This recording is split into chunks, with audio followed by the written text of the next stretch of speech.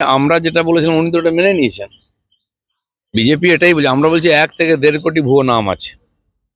এই নামগুলোকে বাঁচাবার জন্য এত নাটক মমতা ব্যানার্জি লোকেরা করেছেন। 1.5 কোটি লোককে নোটিশ দিয়েছেন ওনার কর্মচারীরা, এবং যাতে ব্যাপারটা পুরো গুলিয়ে যায়, যাতে ইলেকশন কমিশন রেগে মেগে বলে দেয় যাক আর ভেরিফিকেশন সবাই নাম ঢুকিয়ে দাও, সেই আশায় ছিলেন। তো সেটা হচ্ছে না। ওনারা গেলেন কোর্টও বুঝে গেছে এনাদের চালাকিটা, তারাও ছাড়ছে না।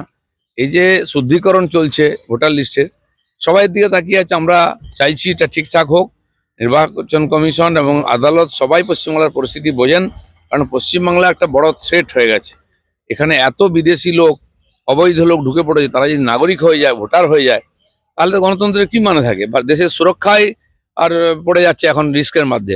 দেখুন সেদিন যে উগ্রপন্থীরা ধরা পড়েছে, তারা পশ্চিমবাংলা থেকে গেছে এবং টিএমসির মেম্বার, টিএমসি পার্টির লোক তারা। তো উগ্রপন্থী, গ্যাংস্টার, অ্যান্টি সোশ্যাল, এই সমস্ত লোকেরাই এখন টিএমসি কে চালাচ্ছে।